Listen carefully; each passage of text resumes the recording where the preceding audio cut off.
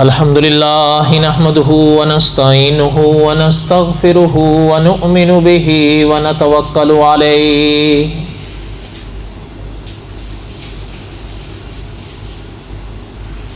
ونعوذ بالله من شرور أنفسنا ومن سيئات أعمالنا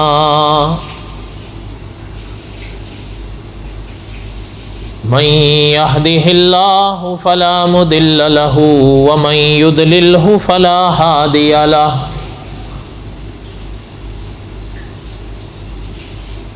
ونشهد أن لا إله إلا الله وحده لا شريك له ونشهد أن سيدنا وسندنا ومولانا محمدا عبده ورسوله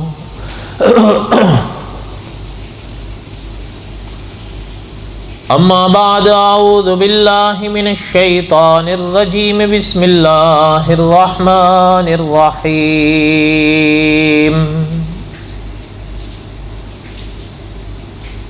ما كان محمد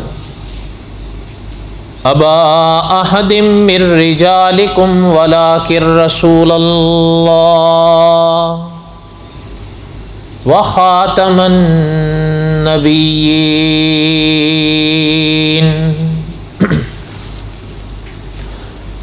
وكان الله بكل شيء عليما وقال الله تعالى في مقام آخر يا أيها النبي إنا أرسلناك شاهدا ومبشرا ونذيرا وداعيا إلى الله بإذنه وسراجا منيرا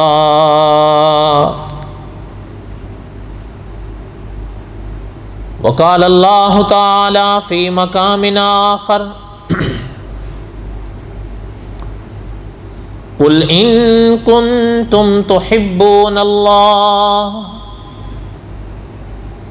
فاتبعوني يحببكم الله ويغفر لكم ذنوبكم والله غفور رحيم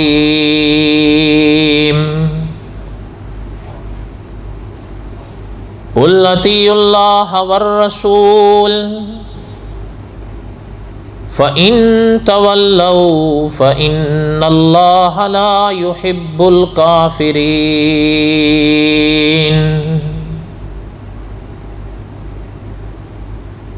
وقال النبي صلى الله عليه وسلم أنا آخر الأنبياء وأنتم آخر الأمم صدق اللہ العظیم وصدق رسولہ النبی الکریم ونحن على ذلك لمن الشاہدین والشاکرین والحمد للہ رب العالمین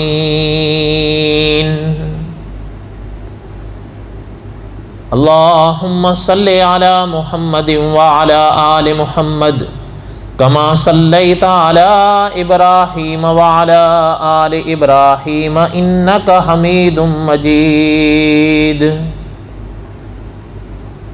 اللہم بارک علی محمد وعلی آل محمد کما بارکت علی ابراہیم وعلی آل ابراہیم انکا حمید مجید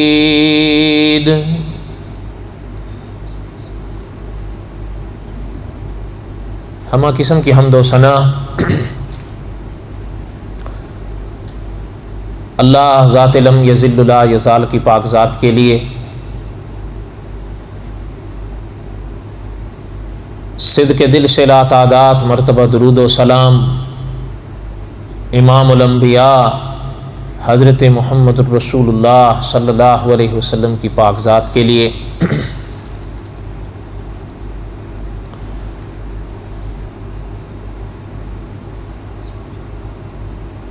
آج چونکہ اس مہینے کا آخری جمعہ ہے تو آج کا بیان انشاءاللہ عقیدہ ختم نبوت کے سبق کو ہم دہرائیں گے آج کے بیان میں انشاءاللہ۔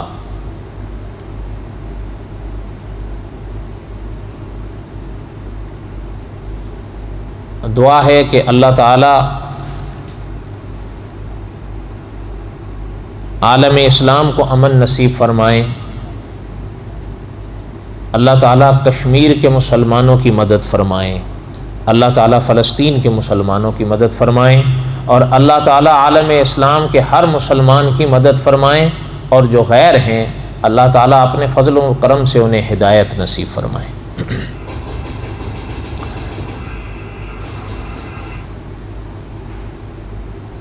بہرحال حالات جو بھی ہیں جہاں بھی ہیں افسوسناک بھی ہیں اور خطرناک بھی ہیں، لیکن پھر بھی مایوس نہیں ہونا ہے۔ زندگی ایک سلسلہ ہے اور یوں ہی چلتا رہے گا۔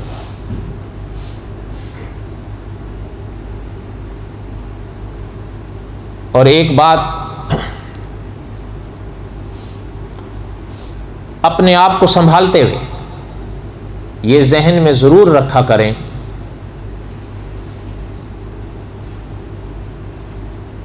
کہ مولانا عبد الحمید سواتی رحمۃ اللہ علیہ نے لکھا ہے کہ حضرت شاہ ولی اللہ محدث دہلوی رحمۃ اللہ علیہ نے لکھا تھا کہ جیسے جیسے حضرت عیسیٰ علیہ الصلاۃ والسلام کے واپس آنے کا اس دنیا میں وقت زمانہ قریب آتا جائے گا، مسلمانوں پر حالات اتنے ہی سخت ہوتے جائیں گے۔ لیکن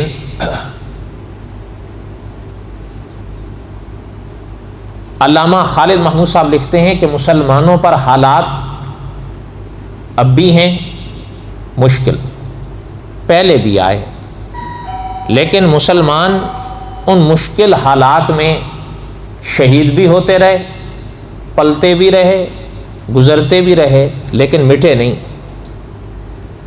اور حضرت نے لکھا ہے کہ اس دنیا کا سورج حضور کی اسی آخری امت پر چمکے گا۔ جیسے کہ میں نے ابھی حضور علیہ الصلاۃ والسلام کا فرمان پڑھا ہے، علامہ خالد محمود صاحب نے اس پر بڑی قیمتی باتیں لکھی ہیں کہ حضور نے فرمایا انا آخر الانبیاء وانتم آخر الامم، ہم اللہ کے نبیوں میں آخری ہیں، تم امتوں میں آخری۔ تو حضرت نے لکھا ہے کہ حالات تو کروٹیں بدلتے رہیں گے لیکن مسلمان رہیں گے، مٹیں گے نہیں۔ اس لیے کہ حضور علیہ الصلاۃ والسلام کے فرمان کی روشنی میں پتہ چلتا ہے کہ آسماں کا سورج اسی آخری امت پر چمکے گا، اور جس دور سے آپ اور میں گزر رہے ہیں عموماً اکابر کا فیصلہ ہے کہ میرے یا آپ کے بس میں دعا کے سوا شاید ہی کوئی شے ہو، لیکن اکابر کا یہ بھی فیصلہ ہے کہ دعا بھی ایک بہت بڑی شے ہے۔ اس لیے جہاں آپ اور ہم اپنے لیے دعائیں مانگیں، اپنی اولاد کے لیے مانگیں، اپنے عزیز و اقارب کے لیے مانگیں، وہاں مجھے اور آپ کو عالم اسلام کے ہر مسلمان کو اپنی دعا میں یاد رکھنا چاہیے، اور بالخصوص وہ مرحلے یا وہ منزلیں جنہیں کشمیر یا فلسطین کہا جاتا ہے، اور بھی شہر ہیں۔ بہرحال دعا کریں کہ اللہ تعالیٰ عالم اسلام پر رحم فرمائیں۔ یہ تو خیر ویسے ضمناً باتیں چند آئیں۔ گزشتہ ماہ میں عقیدہ ختم نبوت کے حوالے سے جہاں سبق چھوڑا تھا وہیں سے آگے پڑھنا ہے. آپ کو یاد ہوگا ہم عقیدہ ختم نبوت کے حوالے سے آپ صلی اللہ علیہ وسلم کی حدیث شریف کی روشنی میں جو مولانا ابو القاسم رفیق دلاوری رحمۃ اللہ علیہ نے ایک تاریخ لکھی ہے ان لوگوں کی جنہوں نے آپ صلی اللہ علیہ وسلم کے پاک زمانے میں یا آپ صلی اللہ علیہ وسلم کی اس دنیا سے پردہ فرمانے کے بعد اللہ معاف فرمائیں الوہیت کے یا نبوت کے یا مسیحیت کے یا مہدیت کے، ان میں سے کوئی بھی دعوے کیے ہوں، حضرت رحمۃ اللہ علیہ نے ان کی تاریخ لکھی ہے. ان کے حوالے سے ہم نے کچھ باتیں پڑھی اور کچھ پڑھ رہے ہیں، اور اسی باب میں آپ صلی اللہ علیہ وسلم کا ایک خواب پڑا تھا. آپ کو یاد ہوگا کہ آپ صلی اللہ علیہ وسلم کے پاک ہاتھوں میں سونے کے 2 کنگن آئے تھے، اور حضور علیہ الصلوۃ والسلام کے پاک دل پر جو خدا کا پاک فرمان اترا، اس فرمان کے مطابق حضور نے پھونک لگائی تو وہ دونوں کنگن معاً غائب ہو گئے. ان میں سے کچھ ایک کے حالات ہم نے پڑھے اور دوسرے کے ہم نے کچھ پڑھے. دوسرے کی کچھ باتیں باقی ہیں، اختصار کے ساتھ تھوڑی سی ہم پڑھیں گے. اور یہ بھی یاد رکھیں کہ جیسے ہم نے ابتدا میں پڑھا تھا کہ آپ صلی اللہ علیہ وسلم نے جو ارشاد فرمایا کہ ہمارے بعد 30 آئیں گے، تو یاد ہوگا میں نے پڑھا تھا کہ مولانا ابو القاسم رفیق دلاوری رحمۃ اللہ علیہ نے لکھا ہے کہ یہاں جو اگر دیکھا جائے نا، یہ وہ 30 مراد ہیں جو بڑے قر و فر والے ہوں، بڑے دبدبے نام والے رہے. ان میں ایک یہ بھی تھا جس کے کچھ حالات ہم نے پڑھے گزشتہ بار، جسے مسلمہ کہتے تھے. یعنی آپ سوچ سکتے ہیں، ذرا دیکھیے گا کہ جو دنیا میں زمانے ہوتے ہیں نا، خیر القرون قرنی، ان جملوں کو کون نہیں سمجھے گا؟ آپ صلی اللہ علیہ وسلم کا زمانہ علماء نے لکھا ہے کہ زمانوں میں بہترین زمانہ تھا، جسے خیر القرون کہا جاتا تھا، جس میں حضور تھے، جس میں صحابہ تھے. یہ مسلمہ آپ کو یاد ہوگا میں نے گزشتہ اس درس میں پڑھا تھا کہ یعنی اپنا اللہ تعالی رحم فرمائے، یہ آپ صلی اللہ علیہ وسلم کے زمانے میں تھا، بلکہ یہ عمر میں آپ کو یاد ہوگا میں نے اس وقت پڑھا تھا کہ آپ صلی اللہ علیہ وسلم کی والد سے عمر میں بھی بڑا تھا. یہ اتنی عمر تھی اس کی. حضور علیہ الصلوۃ والسلام اس دنیا سے پردہ فرما گئے، اس کے بعد بھی زندہ تھا کچھ عرصہ. صحابہ کے ساتھ اس نے مقابلے کی کوشش کی، وہ ہم انشاءاللہ پڑھیں گے تھوڑا سا. اور یہ بھی گزشتہ ہم نے درس میں پڑھا تھا، آپ کو یاد ہوگا کہ آپ صلی اللہ علیہ وسلم کی حیات میں ہی اس نے نبوت کا دعویٰ کر دیا تھا. حضور نے جو سونے کے 2 کنگن دیکھے تھے خواب میں، ان میں سے حضور نے فرمایا ایک یہ مراد.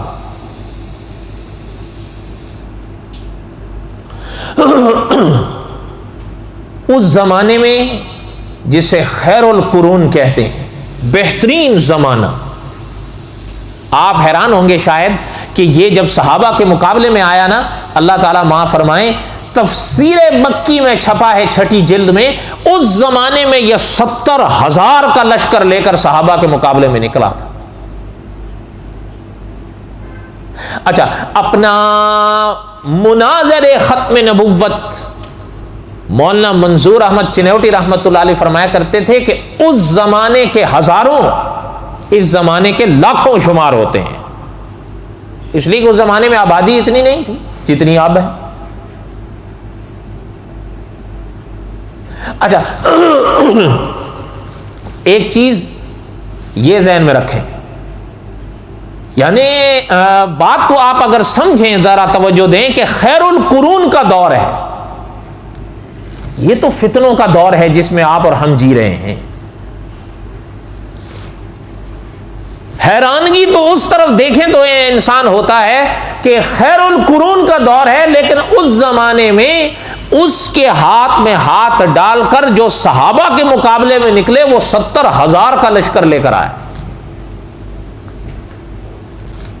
پتہ چلتا ہے کہ اکابر کا یہ فرمان واقعہ بالکل برحق ہے کہ جو بھی فتنہ مذہب کے نام پر اٹھے اسے ماننے والے ضرور ہوتے ہیں۔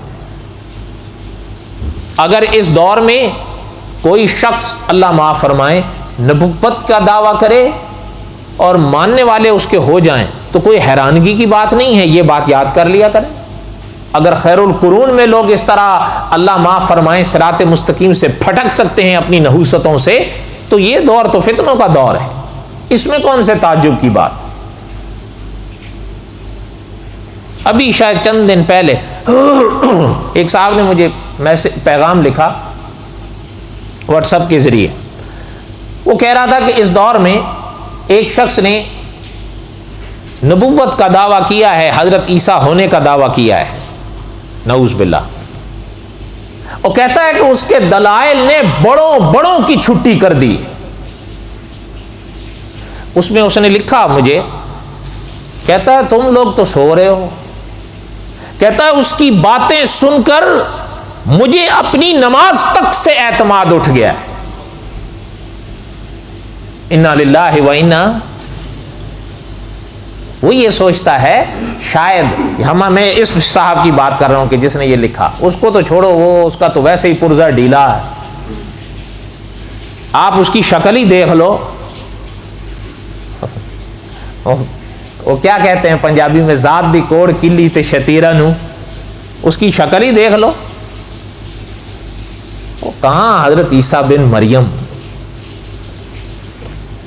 کہاں یہ شکل دیکھ کے لاہور پڑھنے کو دل کرتا ہے، کہاں حضرت عیسیٰ بن مریم۔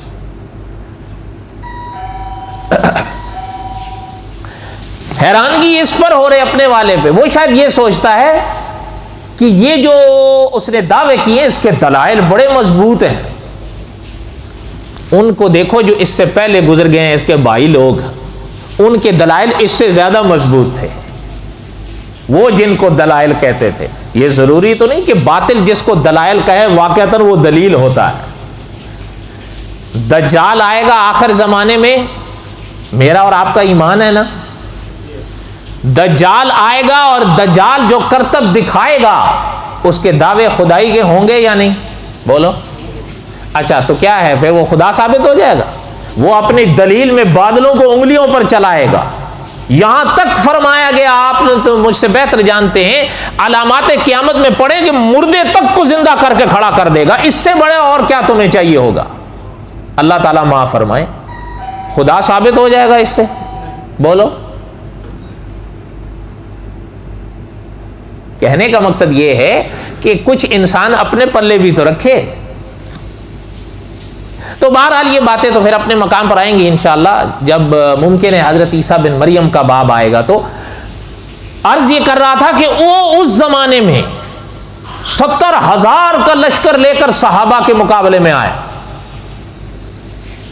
ایک بات، دوسری بات ذہن میں رکھیں، بالکل ابتدا میں نے پڑھا تھا کہ مناظر ختم نبوت حضرت منظور احمد چنوٹی رحمۃ اللہ علیہ فرمایا کرتے تھے کہ عقیدہ ختم نبوت یہ دین اسلام کی روح اور جان ہے، یہ عقیدہ اگر محفوظ ہے تو سارا دین اسلام محفوظ ہے۔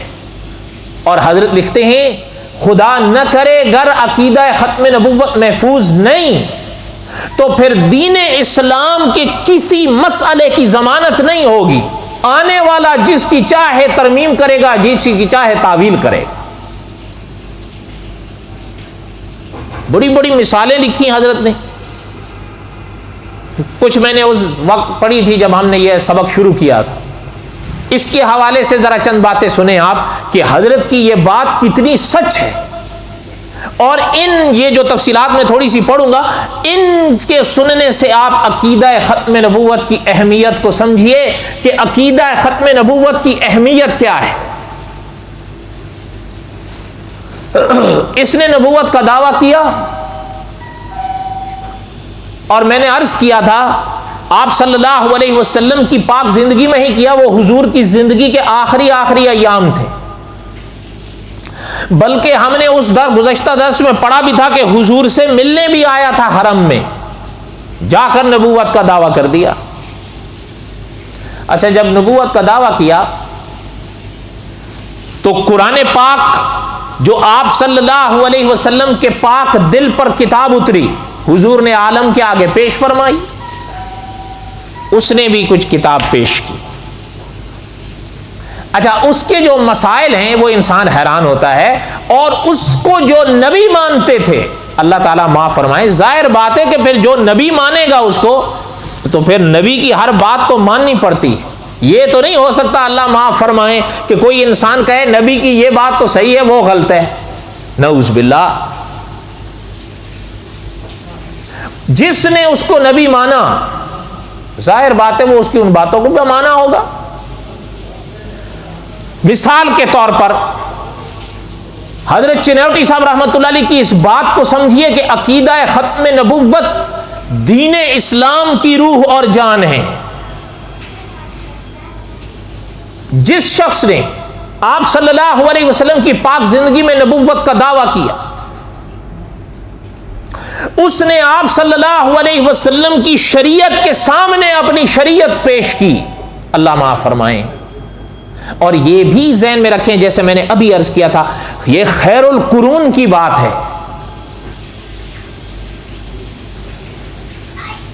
آپ صلی اللہ علیہ وسلم کے پاک فرمان کی روشنی میں ایک دن میں کتنی نمازیں فرض ہیں؟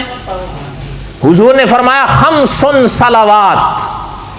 اور مورخ اسلام علامہ سید سلیمان ندوی رحمۃ اللہ علیہ نے لکھا ہے کہ ہر روز 5 نمازیں ساری زندگی مسلمان کے گلے کا ہار ہے. پتہ چلتا ہے ایک دن میں کتنی نمازیں فرض ہیں. اس نے 3 کر دی، ظہر عصر مغرب، فجر بھی اٹھا دی، عشاء بھی اٹھا دی. اچھا، تجربہ یہ ہے، پتہ نہیں آپ اتفاق کریں اختلاف کریں، ان 5 نمازوں میں ہم کس میں مشقت محسوس زیادہ کرتے ہیں؟ بولو. فجر اور عشاء میں ہے یا نہیں؟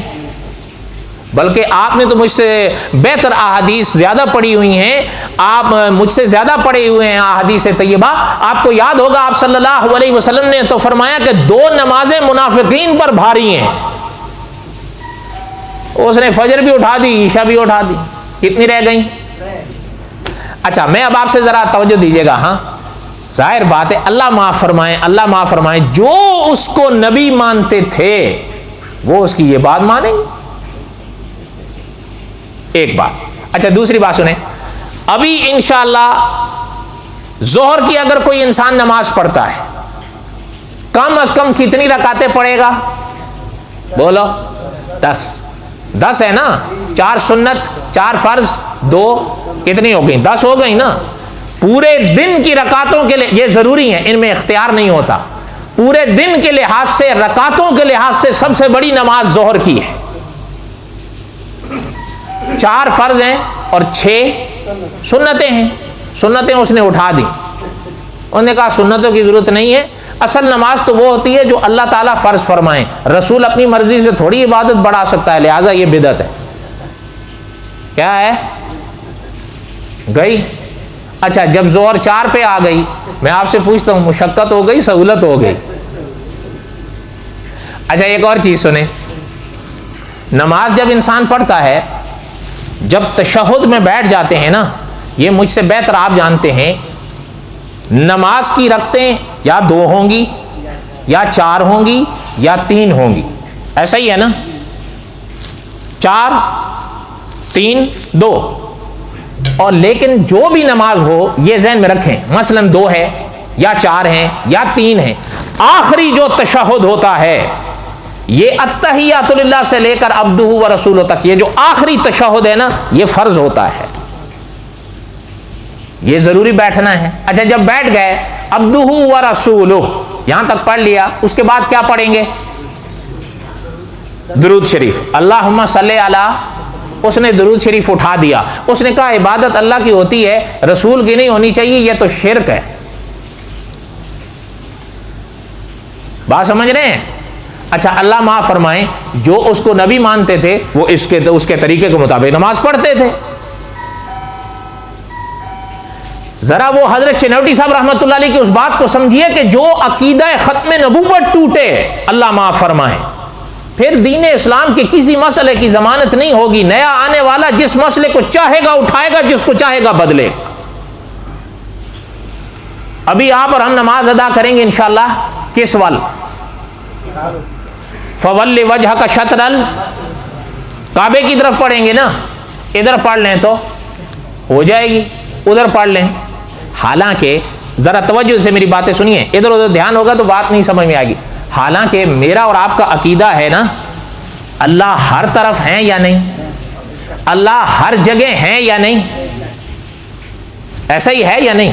بلکہ میرا اور آپ کا عقیدہ ہے اگر کسی شخص کسی جگہ کوئی انسان ایک کھڑا ہوا ہے تو دوسرا اللہ ہے، اگر کسی جگہ ایک کم کروڑ کھڑے ہیں تو کروڑواں اللہ ہے۔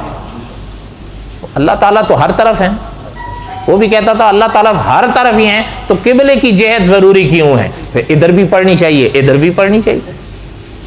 پھر اس نے یہ مسئلہ لکھا، اس نے کہا کہ یہ تو محمد الرسول اللہ کی شریعت کا مسئلہ تھا، لیکن وہ بھی تو بدلا تھا۔ آپ کو یاد ہوگا اس کا اشارہ کس طرف ہے؟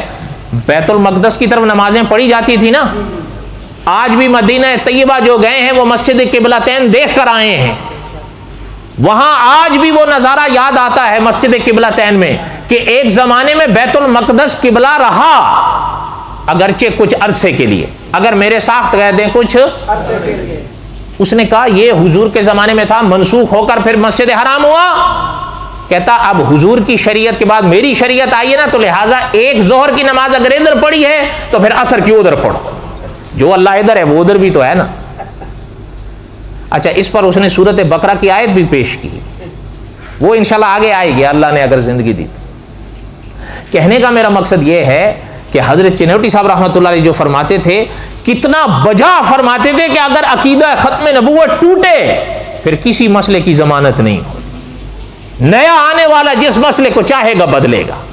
اس لیے مسلمان اور علماء عقیدہ ختم نبوت کی اہمیت پر لڑتے ہیں، وہ یہ راز خوب جانتے ہیں کہ اگر عقیدہ ختم نبوت ٹوٹا پھر دین اسلام کی کوئی ضمانت نہیں ہے، آنے والا جس مسئلے کو چاہے گا بدلے گا۔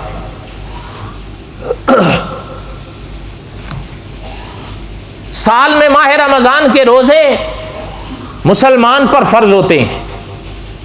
انہوں نے کہا روزے کی اب ضرورت نہیں، یہ تو محمد الرسول اللہ کی شریعت کا مسئلہ تھا۔ اچھا جی اب کیا کہتا؟ اب شبہ ہے، اب کیا ہے؟ شین بے ہے، اب شبہ ہے۔ وہ کیا ہوتا ہے؟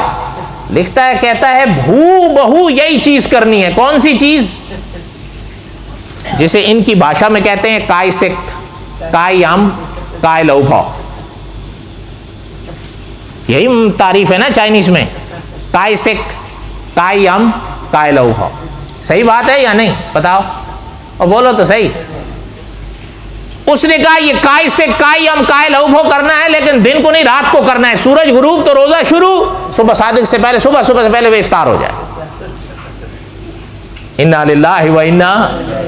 اچھا میں آپ سے پوچھتا ہوں، چلیں آپ اور ہم تو دور دیش کے ہیں، عرب کی دھرتی گرم ہے یا نہیں؟ عرب کی دھرتی گرم ہے۔ اچھا اس زمانے میں جو اس کو مانتے تھے، میں آپ سے پوچھتا ہوں ان کے لیے سہولت دن میں روزہ رکھنے کے لیے رات میں؟ اچھا ایک آدمی جو ہے روزہ رکھ کے تھوڑی دیر بعد سو گیا، صبح اٹھا تو کیسے فتویٰ دو گے کہ روزہ نہیں ہوا؟ اس لیے حضرت چنوٹی صاحب رحمۃ اللہ علیہ فرماتے تھے کہ عقیدہ ختم نبوت گر ٹوٹے تو پھر دین اسلام کی کوئی ضمانت۔ حضرت صحیح فرماتے تھے غلط فرماتے تھے؟ بتاؤ اچھا یہ آپ مجھ سے بہتر جانتے ہیں کہ اپنا دین اسلام میں شراب بولو نا حلال ہے حرام ہے؟ من عمل الشیطان، جہاں اس کا ذکر آتا ہے وہاں اللہ تعالیٰ نے یہ جملہ ارشاد فرمایا ہے، سورۃ مائدہ میں ہے، آپ دیکھ سکتے ہیں۔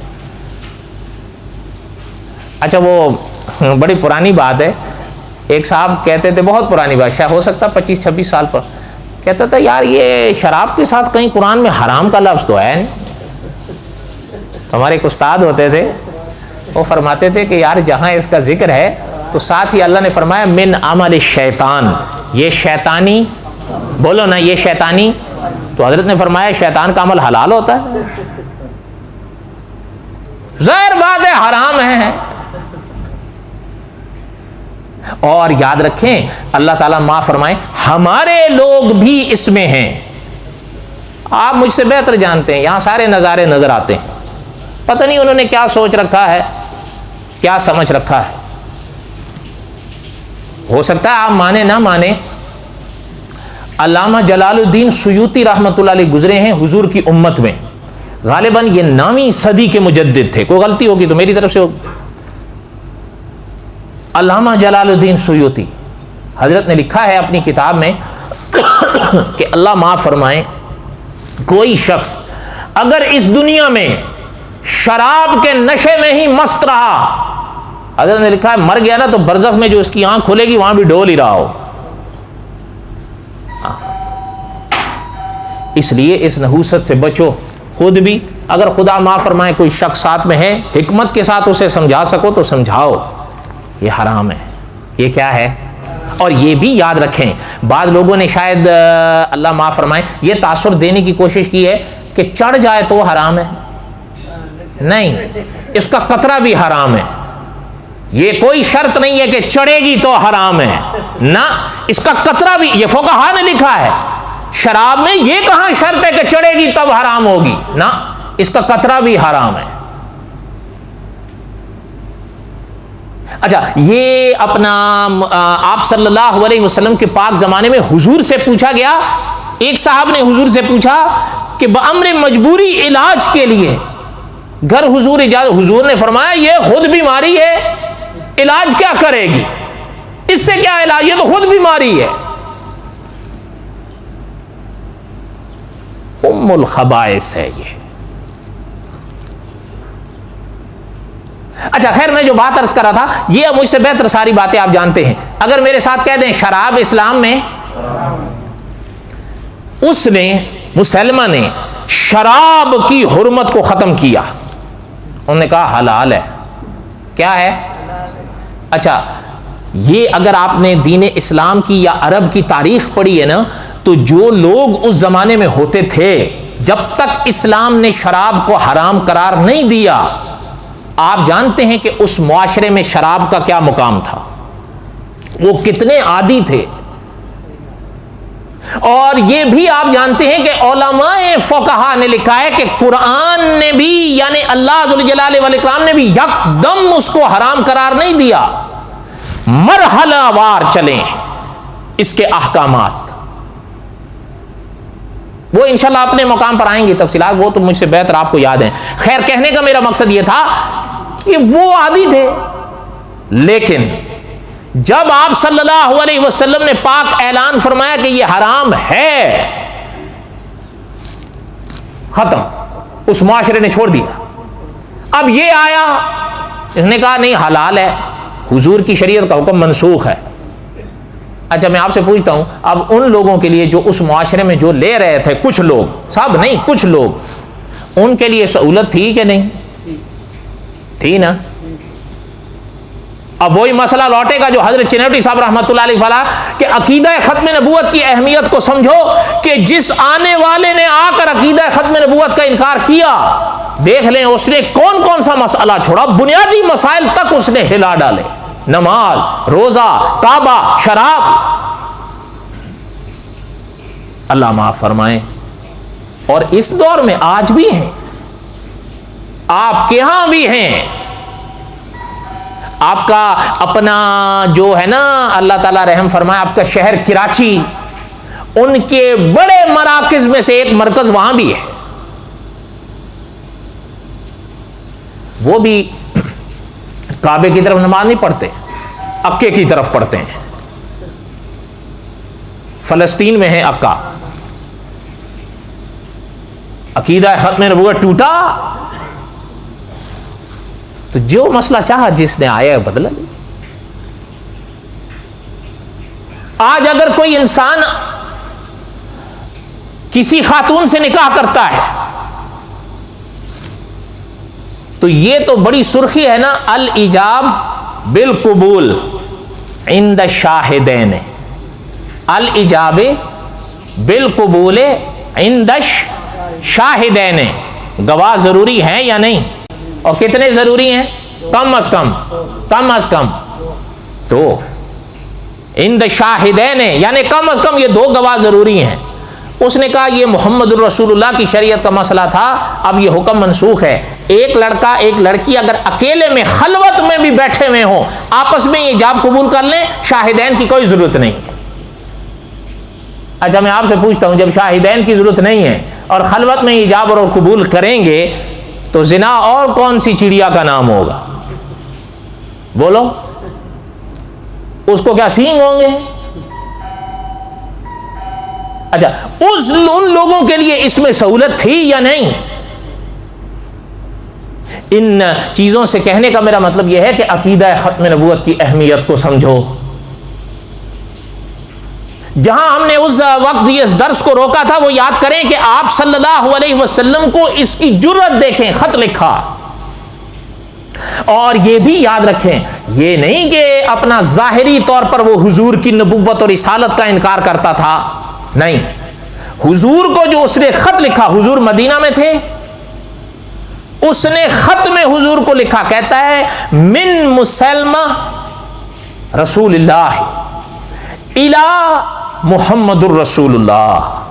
یہ خط مسلمہ کی طرف سے ہے جو اللہ کا رسول ہے, محمد الرسول اللہ کی طرف. حضور کا انکار تو نہیں کیا. اچھا حضور نے جو پڑھا, علماء نے لکھا ہے جب حضور نے پڑھوایا وہ خط تو حضور کے چہرہ جلال سرخ, ایسے سرخ ہوا جیسے حضور کے پاک چہرے پہ انار کسی نے چھڑک دیا. حضور نے فرمایا جھوٹ بولتا ہے یہ. اچھا حضور علیہ الصلوۃ والسلام نے جو اس کو خط لکھوایا, آپ شاید حیران ہو, محدثین نے اس خط کا ذکر کیا, علماء نے لکھا حضور نے جو خط اس کو لکھوایا, حضور نے لکھوایا کہ من محمد الرسول اللہ الی مسلمۃ الکذاب. علماء نے لکھا اس کو پہلے مسلمہ کہتے تھے, حضور نے جب اس کو مسلمۃ الکذاب لکھوایا اور فرمایا, اس کے بعد سے اسے مسلمۃ الکذاب کہا جاتا ہے. آج بھی من محمد الرسول اللہ الی مسلمۃ الکذاب. اور یہ آپ مجھ سے بہتر سمجھیں گے, اگر نہ سمجھ سکیں تو تھوڑی سی توجہ دیں. ایک لفظ ہوتا ہے کذب, جھوٹ, ایک ہوتا ہے کاذب, جھوٹا, اور ایک لفظ ہوتا ہے کذاب, مبالغے کا صیغہ ہوتا ہے کہ مہا جھوٹا.